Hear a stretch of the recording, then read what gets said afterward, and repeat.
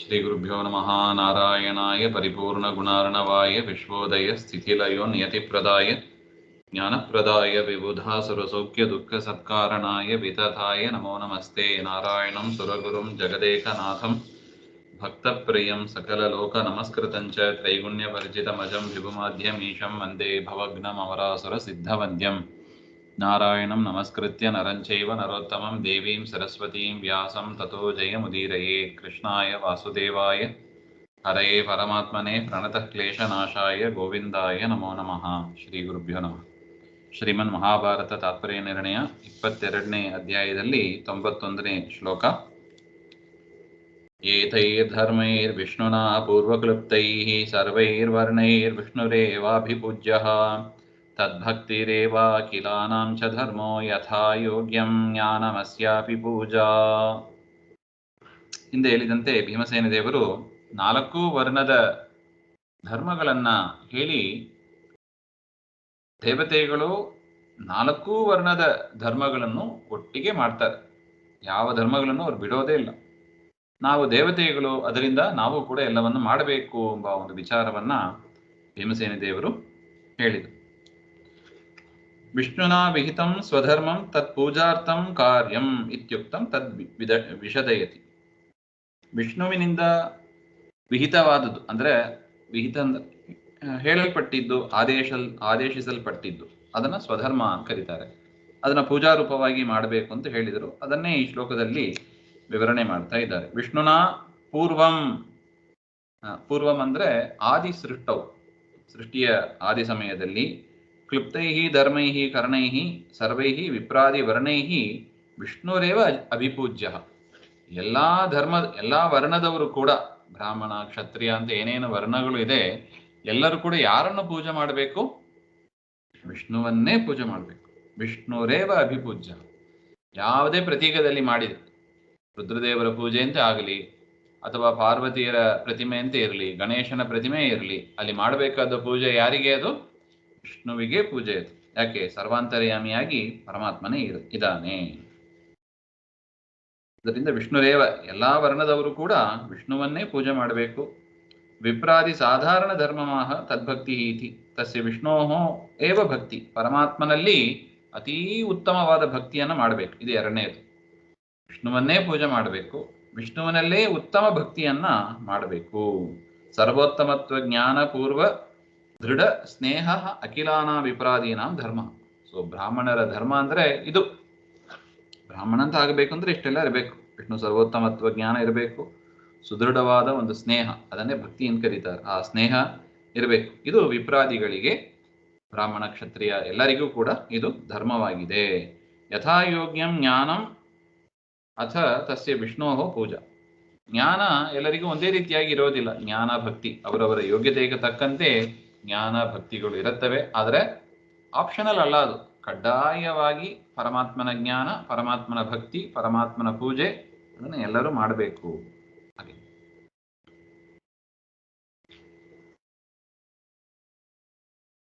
ಪಿತಾ ಗುರು ಪರಮಂ ದೈವತಂ ಚ ವಿಷ್ಣು ಸರ್ವೇಷಾಂ ತೇನ ಪೂಜ್ಯಸ್ಸ ಏವ ತದ್ಭಕ್ತತ್ವಾತ್ ದೇವತಾಶ್ಚಾಭಿಪೂಜ್ಯ ವಿಶೇಷತಸ್ತೇಷು ಯೇ ಅತ್ಯಂತ ಭಕ್ತಾಃ. ವಿಷ್ಣುರೇವ ಅಭಿಪೂಜ್ಯ ಅಂತ ಹಿಂದೆ ಹೇಳಿದ್ರು. ಅದಕ್ಕೆ ಕಾರಣವನ್ನು ಕೊಡ್ತಾ ಇದ್ದಾರೆ. ಯಾಕೆ ವಿಷ್ಣುವನ್ನೇ ಯಾಕೆ ಪೂಜೆ ಮಾಡಬೇಕು?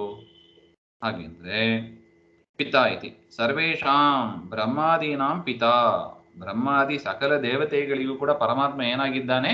ಜನಕನಾಗಿದ್ದಾನೆ ಮತ್ತು ಗುರುವೂ ಆಗಿದ್ದಾನೆ. ಹಿತೋಪದೇಶವನ್ನು ಮಾಡತಕ್ಕ ಗುರು ಅಂತ ಆಗಿದ್ದಾನೆ. ಗುರು ಅಂದ್ರೆ ಹಿತೋಪದೇಶ ಮಾಡುವವರೇ ಗುರುಗಳು. ಮನಸ್ಸಿಗೆ ತೋಚಿದಂತೆ ದುಷ್ಟ ಮಾರ್ಗದಲ್ಲಿ ಕರೆದುಕೊಂಡು ಹೋದರೆ ಅವರು ಗುರುಗಳೇ ಅಲ್ಲ, ಹೆಸರಿಗೆ ಗುರುಗಳು ಅಂತ ಅಷ್ಟೆ. ಹಿತೋಪದೇಷ್ಟೃತ್ವ ಪರಮಾತ್ಮ ಆ ರೀತಿಯಾಗಿ ಮಾಡ್ತಾನೆ. ಬ್ರಹ್ಮಾದಿ ಎಲ್ಲರಿಗೂ ತಂದೆಯಾಗಿದ್ದಾನೆ. ವೇದವ್ಯಾಸರಾಗಿ ನಾವು ಕಾಣ್ತೀವಿ. ಎಲ್ಲ ಬ್ರಹ್ಮಾದಿ ಸಕಲ ದೇವತೆಗಳಿಗೂ ಕೂಡ ಹಿತೋಪದೇಶವನ್ನ ಪರಮಾತ್ಮ ಮಾಡಿದ್ದಾನೆ. ತ್ವಂ ಪರಮಂ ದೈವತಂ ಮೋಕ್ಷಾದಿ ದಾತೃತ್ವ. ಇನ್ನು ಮೋಕ್ಷಾದಿಗಳನ್ನು ಕೂಡ ಕೊಡುವವ ಪರಮಾತ್ಮ ಒಬ್ಬನೇ. ಪರಮಾತ್ಮನನ್ನು ಬಿಟ್ಟು ಮೋಕ್ಷ ಕೊಡುವ ಒಂದು ಸಾಮರ್ಥ್ಯ ಯಾರಿಗೂ ಇಲ್ಲ. ಆ ಪರಮಾತ್ಮನ ಆಜ್ಞೆಯಂತೆ ವಾಯುದೇವರು ಕೊಡ್ತಾರೆ. ಹೊರತು ಸ್ವತಂತ್ರವಾಗಿ ಮೋಕ್ಷವನ್ನು ಕೊಡುವ ಸಾಮರ್ಥ್ಯ ಮಿಕ್ಕಿದೆಲ್ಲ ಕೊಡ್ಬೋದು. ನಿನಗೆ ತಾರುಣ್ಯ ಬರಲಿ, ನಿನಗೆ ಮಕ್ಕಳಾಗಲಿ, ನಿನಗೆ ಮನೆ ಸಿಗಲಿ, ಮಿಕ್ಕಿದೆಲ್ಲ ವರ ಕೊಡ್ತಾರೆ ದೇವತೆಗಳು. ಆದರೆ ನನಗೆ ಮೋಕ್ಷ ಬೇಕು ಹಾಗೆಂತ ಹೇಳಿದರೆ ಅದು ನನ್ನಿಂದ ಆಗೋದಿಲ್ಲ, ನೀನು ವಿಷ್ಣುವನ್ನೇ ಕೇಳ್ಕೋಬೇಕು ಅಂತ ಮೋಕ್ಷದ ವಿಚಾರದಲ್ಲಿ ಅವರು ಬರೋದೇ ಇಲ್ಲ. ಸೊ ಅದರಿಂದ ಪರಮಾತ್ಮ ಆ ಒಂದು ಕಾರಣದಿಂದಲೂ ಕೂಡ ಪೂಜ್ಯನಾಗಿದ್ದಾನೆ. ಎಲ್ಲರನ್ನೂ ಹುಟ್ಟಿಸಿದ್ದಾನೆ, ಬ್ರಹ್ಮಾದಿ ಎಲ್ಲರನ್ನೂ ಹುಟ್ಟಿಸಿ ತಂದೆಯಾಗಿದ್ದಾನೆ, ಹಿತೋಪದೇಶ ಮಾಡಿ ಗುರು ಅಂತ ಆಗಿದ್ದಾನೆ, ಮತ್ತು ಮೋಕ್ಷಾದಿಗಳನ್ನು ಕೊಟ್ಟು ಅನುಗ್ರಹ ಮಾಡ್ತಾನೆ. ಅದರಿಂದ ಪರಮದೈವನೂ ಆಗಿದ್ದಾನೆ. ಅದರಿಂದ ವಿಷ್ಣುವೇ ಪೂಜೆ ಮಾಡಬೇಕು ಎಂಬ ಅದಕ್ಕೆ 3 ಕಾರಣಗಳನ್ನ ಇಲ್ಲಿ ಕೊಟ್ಟಿದ್ದಾರೆ. ಏವಂ ವಿಷ್ಣುರೇವ ಪೂಜ್ಯಶ್ಚೇತ್ ಬ್ರಹ್ಮಾದೀನಾಂ ದೇವತಾನಾಂ ಪೂಜಾ ನ ಕರ್ತವ್ಯ ಇತಿ ಪ್ರಾಪ್ತಂ. ವಿಷ್ಣುವನ್ನೇ ಪೂಜೆ ಮಾಡಬೇಕು ಅಂತ ಆದ ಪಕ್ಷದಲ್ಲಿ ಬ್ರಹ್ಮಾದಿಗಳನ್ನ ಪೂಜೆ ಮಾಡಬೇಕಾಗಿಲ್ಲ ಅಂತ ಬಂತಲ್ಲ. ಹಾಗೆಂದ್ರೆ ಅದಕ್ಕೆ ಉತ್ತರವನ್ನು ಕೊಡ್ತಾ ಇದ್ದಾರೆ. ತದ್ಭಕ್ತತ್ವಾತ್, ಬ್ರಹ್ಮಾದಿ ಸಕಲ ದೇವತೆಗಳು ಕೂಡ, ಈ ದೇವತೆಗಳು ಆ ದೇವತೆಗಳು ಅಂತಿಲ್ಲ, ಸಕಲ ದೇವತೆಗಳು ಕೂಡ ಅಪರೋಕ್ಷ ಜ್ಞಾನಿಗಳೇ, ಪರಮಾತ್ಮನ ಭಕ್ತರೇ ಆಗಿದ್ದಾರೆ. ತದ್ಭಕ್ತಾತ್ ನಿಮಿತ್ತಾದೇವ ಪೂಜ್ಯ. ಬ್ರಹ್ಮಾದಿಗಳನ್ನು ಕೂಡ ನಾವು ಪೂಜೆ ಮಾಡಬೇಕು. ಯಾಕೆ? ಪರಮಾತ್ಮನ ಭಕ್ತರಾದ್ದರಿಂದ. ಪರಮಾತ್ಮನ ಭಕ್ತರನ್ನ ನಾವು ವಿರೋಧ ಮಾಡಿದರೆ, ದ್ವೇಷ ಮಾಡಿದರೆ ಅದು ಪರಮಾತ್ಮನನ್ನೇ ದ್ವೇಷ ಮಾಡಿದ ಹಾಗೆ. ಅದರಿಂದ ಬ್ರಹ್ಮಾದಿ ಸಕಲ ದೇವತೆಗಳು ಪರಮಾತ್ಮನ ಭಕ್ತರನ್ನ ನಾವು ಪೂಜೆ ಮಾಡಲೇಬೇಕು, ಪೂಜೆ ಮಾಡದೇ ಇರಬಾರದು ಅಂತ. ಅವರು ಅತ್ಯಂತ ಭಕ್ತರು ವಿಷ್ಣುವಿನಲ್ಲಿ. ತೇ ವಿಶೇಷತಃ ಪೂಜ್ಯ. ಅದರಿಂದ ವಿಶೇಷವಾಗಿ ಬ್ರಹ್ಮಾದಿಗಳ ಪೂಜೆಯನ್ನು ನಾವು ಮಾಡಬೇಕು. ತಥಾಚ ಸ್ವಾತಂತ್ರ್ಯೇನ ವಿಷ್ಣುರೇವ ಅಭಿಪೂಜ್ಯ. ಸ್ವತಂತ್ರ ಅಂತ ಯಾರನ್ನ ತಿಳಿದು ಉಪಾಸನೆ ಮಾಡಬೇಕು? ವಿಷ್ಣುವನ್ನೇ. ಉಳಿದ ದೇವತೆಗಳು ಪರಮಾತ್ಮನ ಕಿಂಕರರು, ದಾಸರು ಅಂತ ಉಪಾಸನೆಯನ್ನು ಮಾಡಿ ಅವರನ್ನು ಕೂಡ ನಾವು ವಿಶೇಷವಾಗಿ ಪೂಜೆಯನ್ನು ಮಾಡಬೇಕು ಅಂತ ಒಟ್ಟು.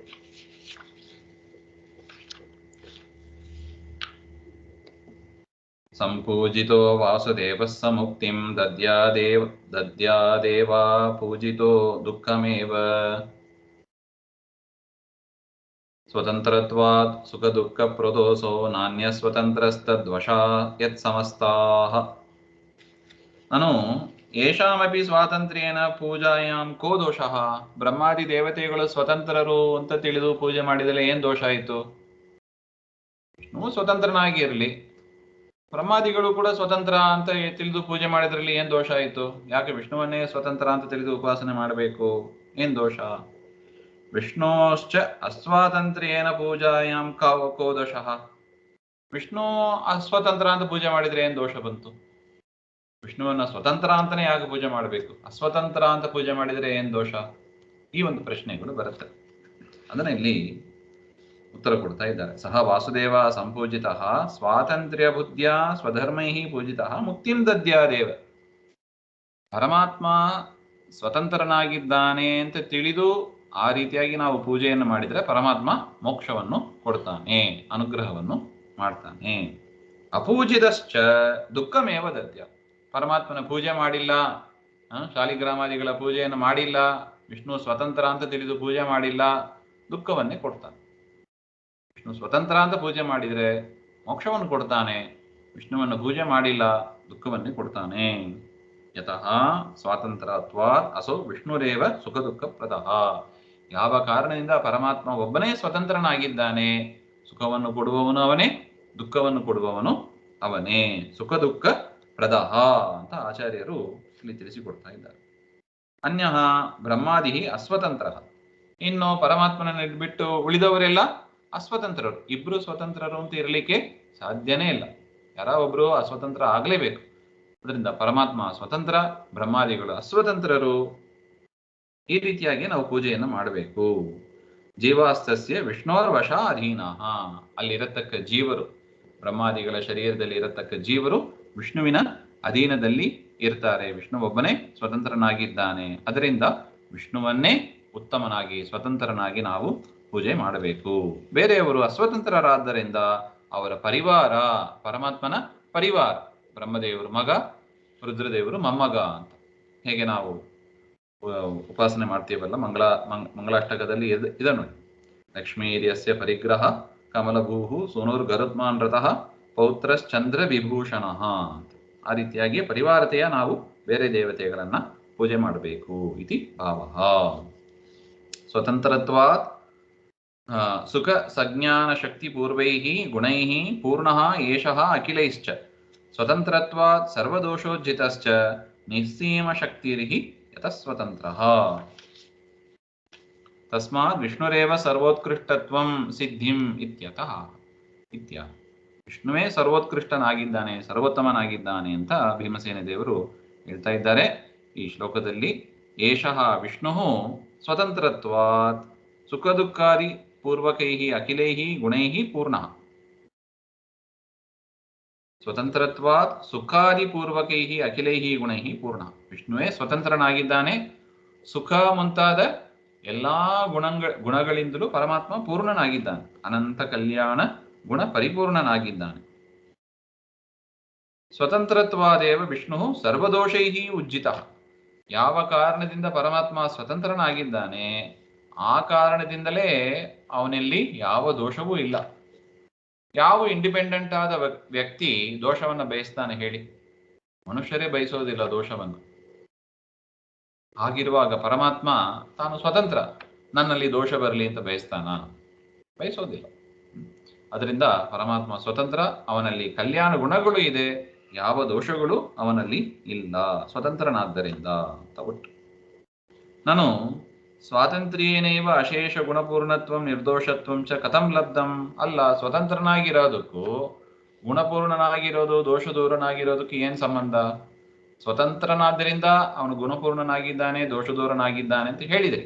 ಏನ್ ಸಂಬಂಧ? ಸ್ವಾತಂತ್ರ್ಯಕ್ಕೂ ಗುಣಪೂರ್ಣಕ್ಕೂ ದೋಷ ದೂರತ್ವಕ್ಕೂ ಏನ್ ಸಂಬಂಧ ಇದೆ? ಹಾಗೆಂದ್ರೆ ಸ್ವತಂತ್ರ ಶಬ್ದಾರ್ಥ ಮಾಹ. ಅಲ್ಲಪ್ಪ, ಸ್ವತಂತ್ರ ಅಂದ್ರೆ ಏನು? ಸ್ವತಂತ್ರ ಅಂದ್ರೆ ಏನು? ಇಂಡಿಪೆಂಡೆಂಟ್ ಅಂತ ಅಷ್ಟೇ ತಿಳ್ಕೊಂಡಿದ್ದೀವಿ, ಯಾರನ್ನು ಅವಲಂಬಿಸಿ ಇಲ್ಲದೆ ಇರೋದು, ಹಾಗೆ ಅದನ್ನ ಹೇಳ್ತಾ ಇದ್ದಾರೆ. ನಿಸ್ಸೀಮ ಶಕ್ತಿರಿಹಿ ಯತಃ ಸ್ವತಂತ್ರ. ಸ್ವತಂತ್ರ ಅಂದ್ರೆ ಏನು? ನಿಸ್ಸೀಮವಾದ, ಸೀಮ ಅಂದ್ರೆ ಇತಿಮಿತಿ ಉಳ್ಳದ್ದು, ಲಿಮಿಟೆಡ್ ಅಂತ ಅರ್ಥ. ನಿಸ್ಸೀಮ ಅಂದ್ರೆ ಅನ್ಲಿಮಿಟೆಡ್. ಅನ್ಲಿಮಿಟೆಡ್ ಶಕ್ತಿ ಯಾರಿಗೆ ಇದೆಯೋ ಅವನೇ ಸ್ವತಂತ್ರ. ನಿಸ್ಸೀಮ ಶಕ್ತಿ ಯತಃ ಸ್ವತಂತ್ರ. ಯಾವ ಕಾರಣದಿಂದ ನಿಸ್ಸೀಮ ಶಕ್ತಿಯೇ ಸ್ವತಂತ್ರ ಅಂತ ಇದೆಯೋ ಅಂತ ಪರಮಾತ್ಮನಲ್ಲಿ ಗುಣಪೂರ್ಣನಾಗಿದ್ದಾನೆ, ದೋಷ ದೂರನಾಗಿದ್ದಾನೆ. ಯಾಕೆ? ಅದಕ್ಕೆ ಬೇಕಾಗಿರುವ ಎಲ್ಲಾ ಶಕ್ತಿಯೂ ಕೂಡ ಅವನಲ್ಲಿ ತುಂಬಿದೆ. ಅದರಿಂದ ಪರಮಾತ್ಮ ಒಬ್ಬನೇ ಗುಣಪೂರ್ಣ, ದೋಷ ದೂರ, ಹಾಗೆ ಅಂತ. ದೋಷಾಸ್ಪೃಷ್ಟೌ ಗುಣಪೂರ್ತೌ ಚ ಶಕ್ತಿ ನಿಸ್ಸೀಮತ್ವಾದ್ ವಿದ್ಯತೆ ತಸ್ಯ ಯಸ್ಮಾತ್ ಏವಂ ಗುಣೈರಖಿಲೈಶ್ಚಾಪಿ ಪೂರ್ಣಃ ನಾರಾಯಣಃ ಪೂಜ್ಯತಮಸ್ವಧರ್ಮೈಃ ಅಸ್ಮಾಕಂ ಯತ್ತೇನ ನಾತಿಕ್ಷಮೈವ ಧರ್ಮೋ ದುಷ್ಟಾನಾಂ ವಾರಣಂ ಹೇವ ಕಾರ್ಯಂ. ನಾನು ಸ್ವಾತಂತ್ರ್ಯಂ ನಾಮ ನಿಸ್ಸೀಮ ಶಕ್ತಿಮತ್ವಂ ಅಸ್ತು. ಆಯ್ತಪ್ಪ, ಸ್ವತಂತ್ರ ಅಂದ್ರೆ ಏನು ಅಂತ ಹೇಳಿದ್ರಿ? ಸ್ವತಂತ್ರತ್ವ, ಸ್ವಾತಂತ್ರ್ಯ ಹಾಗೆಂದ್ರೆ ನಿಸ್ಸೀಮವಾದ ಶಕ್ತಿ ಉಳ್ಳದ್ದು ಅಂತ ಹೇಳಿದ್ರಿ. ಆಯ್ತು.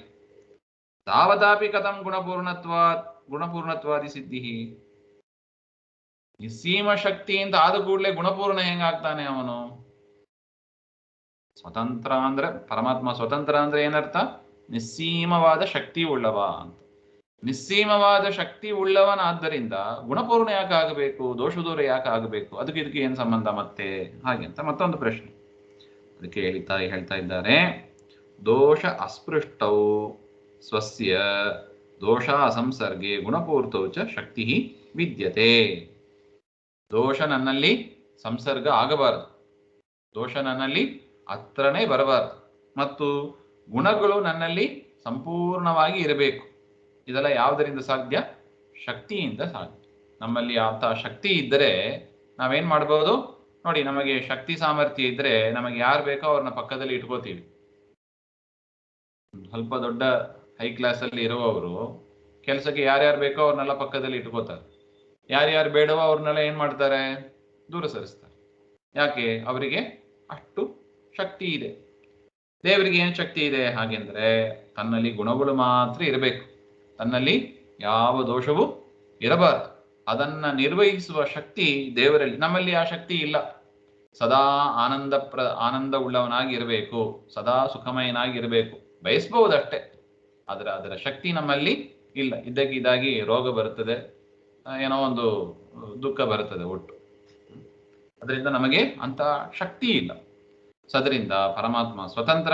ಸ್ವತಂತ್ರ ಅಂದ್ರೆ ನಿಸ್ಸೀಮ ಶಕ್ತಿ. ಆ ನಿಸ್ಸೀಮ ಶಕ್ತಿ ಅವನಲ್ಲಿ ಇರೋದ್ರಿಂದ ತನ್ನಲ್ಲಿ ಎಲ್ಲಾ ಗುಣಗಳು ಬರುವಂತೆ, ಯಾವ ದೋಷವೂ ತನ್ನಲ್ಲಿ ಅಂಟದಂತೆ ಮಾಡಿಕೊಳ್ಳುವ ಒಂದು ಶಕ್ತಿ ಅವನಲ್ಲಿ ಇದೆ ಅಂತ ಹೇಳ್ತಾ ಇದ್ದಾರೆ ನೋಡಿ. ಎಷ್ಟು ಚೆನ್ನಾಗಿ ಕಾರಣಗಳನ್ನು ಕೊಡ್ತಾ ಹೋಗ್ತಾ ಇದ್ದಾರೆ ನೋಡಿ ಆಚಾರ್ಯರು. ಶಕ್ತೇ ನಿಸ್ಸೀಮತ್ವಾತ್ ನಿರಂಕುಶಾತ್ ಅನಂತತ್ವಾಚ. ಯಾವ ಅಂಕುಶವೂ ಇಲ್ಲ, ಯಾವ ಅಡೆತಡೆಯೂ ಇಲ್ಲ, ಅನಂತವಾಗಿದೆ ದೇವರ ಶಕ್ತಿ. ಅಂತ ಅನಂತ ಶಕ್ತಿ ಇದ್ದದರಿಂದ ದೋಷದ ಸಂಸರ್ಗ ಇಲ್ಲ. ಯಸ್ಮಾತ್ ಸ್ವತಂತ್ರತ್ವಂ ವಿದ್ಯತೆ ತಸ್ಮಾತ್ ಸ್ವತಂತ್ರತ್ವಾತ್ ಗುಣಪೂರ್ಣತ್ವಾದಿಗಂ ತಸ್ಯ ಯುಕ್ತಂ. ಅವನು ಸ್ವತಂತ್ರ ನಿಸ್ಸೀಮ ಶಕ್ತಿ ಉಳ್ಳವನಾಗಿದ್ದಾನೆ, ಅದರಿಂದ ಗುಣಪೂರ್ಣವು ದೇವರಲ್ಲಿ ಕೂಡಿ ಬರುತ್ತದೆ. ಏವಮುಕ್ತ ರೀತ್ಯ ಅಖಿಲೈಹಿ ಗುಣೈಹಿ ಪೂರ್ಣಃ ನಾರಾಯಣ. ಆ ಕಾರಣದಿಂದ ಸ್ವತಂತ್ರನಾದ್ದರಿಂದ, ನಿಸ್ಸೀಮ ಶಕ್ತಿ ಉಳ್ಳವನಾದ್ದರಿಂದ ಪರಮಾತ್ಮ ನಾರಾಯಣನೇ ಏನಾಗಿದ್ದಾನೆ? ಗುಣಪೂರ್ಣನಾಗಿದ್ದಾನೆ. ಅದರಿಂದ ಅಸ್ಮಾಕಮಪಿ ಅದು ಆಯ್ತು, ದೇವರ ವಿಚಾರ ಹೀಗಾಯ್ತು. ನಮಗೇನು ಅದರಿಂದ? ಜೀವರಿಗೆ ಏನು ಅದರಿಂದ? ಹಾಗೆಂದ್ರೆ ದೇವರು ಹೇಳಿದ್ದನ್ನೇ ನಾವು ಕೇಳಬೇಕು. ದೇವರು ನಮಗೆ ಏನು ವಿಧಾನ ಮಾಡಿದ್ದಾನೋ ಅದನ್ನ ಚಾರು ಚೂರು ತಪ್ಪದೆ ಕಾಯೇನ ವಾಚ ಮನಸ ತ್ರಿಕರಣದಿಂದಲೂ ನಾವು ಅದನ್ನು ಮಾಡಬೇಕು. ಅಬ್ಬಬ್ಬ ಅಂದ್ರೆ ನಮಗೆ ಶರೀರದಿಂದ ಮಾಡುವುದಕ್ಕೆ ತೊಂದರೆ ಆಗ್ಬೋದು, ಆದರೆ ಮನಸ್ಸಿನಿಂದ, ಮಾತಿನಿಂದ ದೇವರು ಹೇಳಿದ್ದೇ ಸರಿ ಹಾಗೆ ಅಂತ ಹೇಳೋದಕ್ಕೆ ಏನು ಗಂಟು ಹೋಯ್ತು ನಮಗೆ? ದೇವರು ಸರ್ವಜ್ಞ ಸ್ವತಂತ್ರ ಅಂತ ನಮಗೆ ಗೊತ್ತಾಗಿದೆ. ಆಗಿರುವಾಗ ದೇವರು ಹೇಳಿದ್ದೇ ಸರಿ, ಶಾಸ್ತ್ರಗಳಲ್ಲಿ ಹೇಳಿದ ಪ್ರಕಾರನೇ ನಡ್ಕೋಬೇಕು ಹಾಗೆ ಅಂತ. ಉದಾಹರಣೆಗೆ ಏಕಾದಶಿ ಉಪವಾಸ ಮಾಡಬೇಕು, ಫಲಾಹಾರ ತಗೋಬಹುದಾ ಅಶಕ್ತರು ಹಾಗೆ ಅಂತ ಹೇಳಿದ್ರೆ ಉಪವಾಸನೇ ಮಾಡಬೇಕು. ಅಲ್ಲಿ ಎರಡನೇ ತಾಟಿಗೆ ಅವಕಾಶ ಕೊಡಬಾರ್ದು. ಕಾಯೇನ ಮನಸಾ ವಾಚ ಅಂತೂ ಮಾಡಲೇಬೇಕು. ಶರೀರ ಅದು ತನಗೆ ಅಸಾಮರ್ಥ್ಯವನ್ನು ತಂದುಕೊಟ್ರೆ ಆಗ ಅಶಕ್ತರು ಅಂತ ನಾವು ತೀರ್ಮಾನ ಮಾಡಬೇಕು ಹೊರತು ಮಾಡ್ಲಿಕ್ಕೆ ಮುಂಚೆನೇ ನಾವು ಅಶಕ್ತರು ಹಾಗೆ ಅಂತ ನಾವೇ ತೀರ್ಮಾನ ಮಾಡಿಕೊಂಡು ಮಾಡಬಾರ್ದು. ಇದು ಒಂದು ಉದಾಹರಣೆಗೆ ಹೇಳಿತ್ತು. ಅದರಿಂದ ನಾವು ನಮ್ಮ ಸ್ವಧರ್ಮವನ್ನ, ಕ್ಷತ್ರಿಯಾದಿ, ಇದು ಭೀಮಸೇನ ದೇವರು ಹೇಳುವ ಮಾತು, ಕ್ಷತ್ರಿಯಾದಿ ಅವರವರಿಗೆ ವಿಹಿತವಾದ ಸ್ವಧರ್ಮವನ್ನ ಪರಮಾತ್ಮನ ಪೂಜಾ ರೂಪವಾಗಿ ನಾವು ಅವಶ್ಯ ಮಾಡಲೇಬೇಕು. ಅದನ್ನ ತಿರಸ್ಕಾರ ಮಾಡುವಂತೆ ಇಲ್ಲ. ತೇನ ಕಾರಣೇನ, ಆ ಕಾರಣದಿಂದ ಅತಿಕ್ಷಮ, ದುರ್ಜನರಲ್ಲಿ ಎಲ್ಲದನ್ನು ಫರ್ಗಿವ್ ಮಾಡ್ತಾ ಇರೋದು, ಕ್ಷಮೆ ಮಾಡ್ತಾ ಇರೋದು, ಅದು ಧರ್ಮ ಅಲ್ಲ. ಧರ್ಮ ನೈವ. ಕ್ಷತ್ರಿಯರಿಗೆ ಇದು ಯುಧಿಷ್ಠಿರನ ಮೂಲಭೂತವಾದ ಪ್ರಶ್ನೆ. ಎಲ್ಲರನ್ನೂ ಕ್ಷಮ ಮಾಡಿಬಿಡೋಣ, ಅಹಿಂಸಾ ಪರಮೋ ಧರ್ಮ, ಎಲ್ಲರನ್ನೂ ಕ್ಷಮೆ ಮಾಡ್ತಾ ಕೂಡಾಣ.